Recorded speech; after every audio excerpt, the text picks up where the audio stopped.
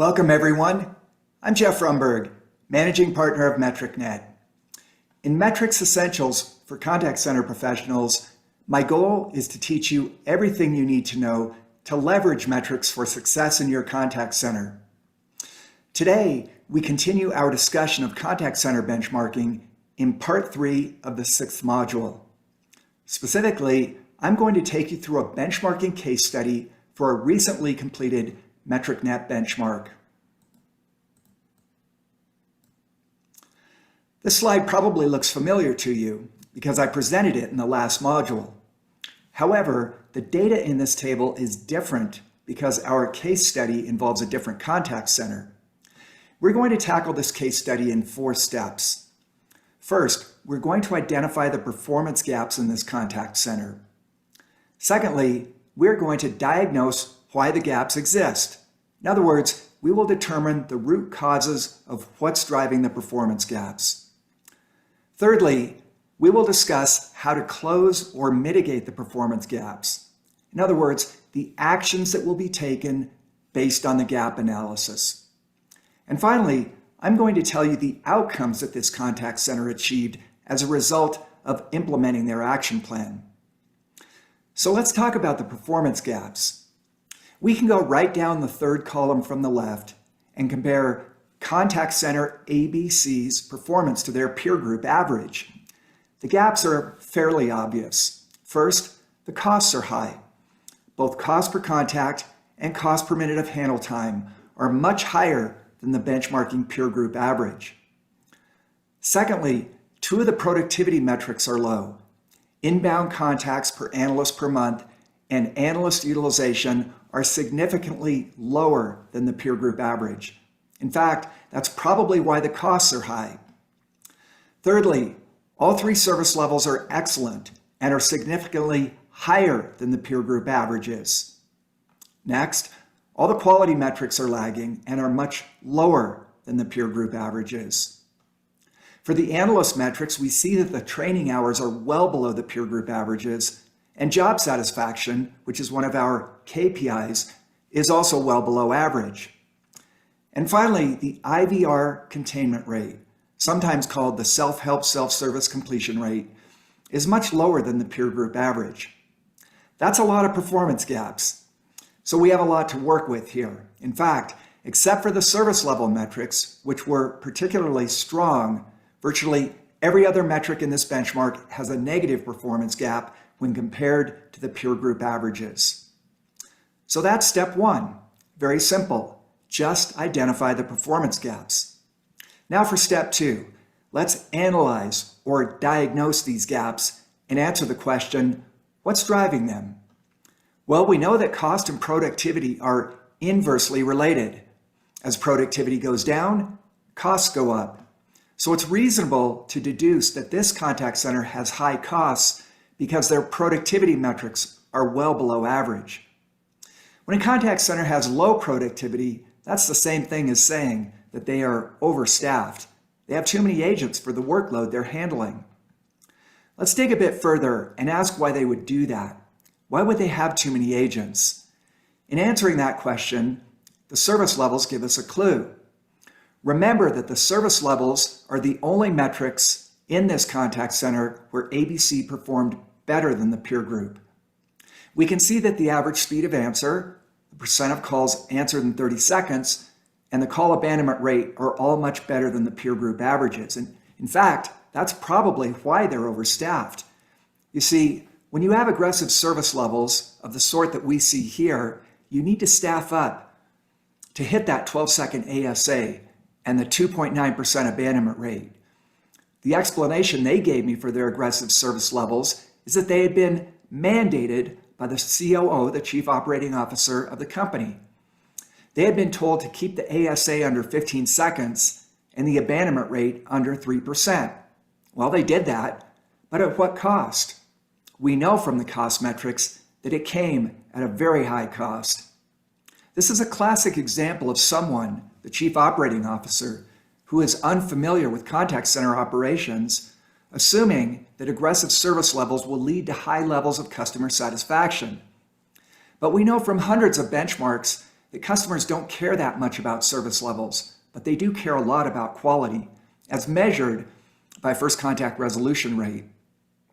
In other words, if you must make a trade-off between the high cost of fast service levels and the high quality of first contact resolution rates, a high FCR wins out every time. It turns out that customers are willing to forgive an occasional long speed of answer or an abandoned call, as long as they reach a competent analyst when they get through. Competent meaning a high first contact resolution rate.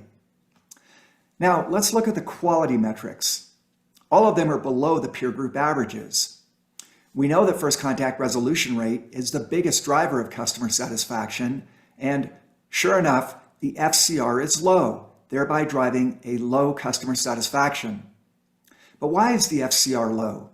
Well, look at the training hours, which we know have a significant effect on first contact resolution rate. Both the initial agent training hours and the annual agent training hours are well below the peer group averages.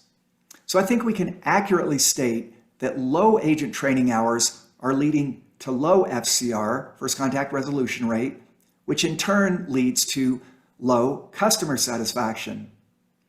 To summarize our diagnosis, we have high costs due to low productivity and overstaffing. And the root cause is the aggressive service levels, which had been mandated under the false assumption that aggressive service levels will produce high levels of customer satisfaction. On the quality side, inadequate analyst training led to low first contact resolution rates, which in turn was driving low levels of customer satisfaction. By the way, the gap analysis I just went through follows our KPI cause and effect diagram perfectly.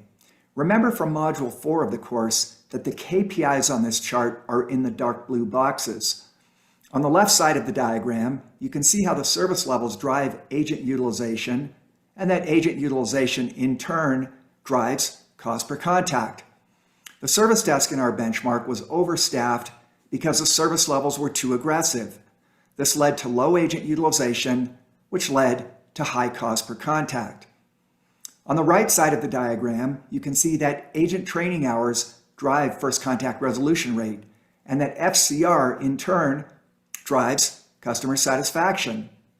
Because the agents in our case study did not receive adequate training, their FCR was low, and that caused customer satisfaction to be below average.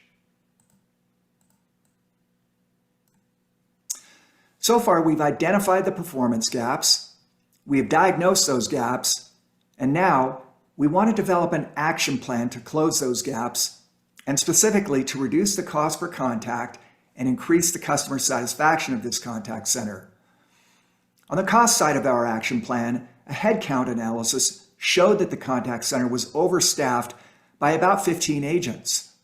We didn't recommend any layoffs. Instead, we simply recommended that the contact center attrit by 15 agents and not replace those agents. At the turnover rates they were experiencing, it only took this contact center about 4 months to downsize by 15 agents. On the quality side of our action plan, we recommended additional training that was specifically focused on improving the first contact resolution rate. We suggested an FCR target of 85% and 20 hours of training per analyst focused specifically on improving the first contact resolution rate.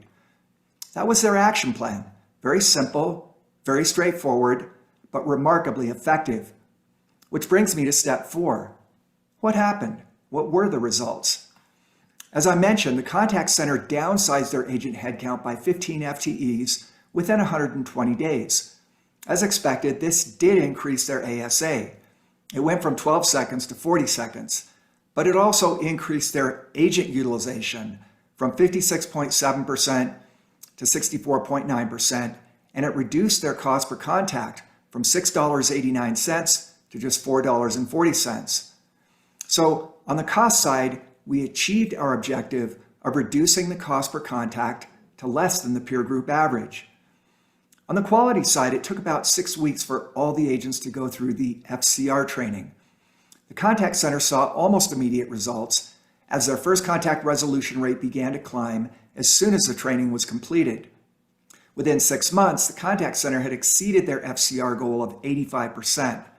But more importantly, their customer satisfaction increased from 63% to almost 90%, thereby driving their CSAT well above the peer group average of 79%. What I hope you take away from this is the following.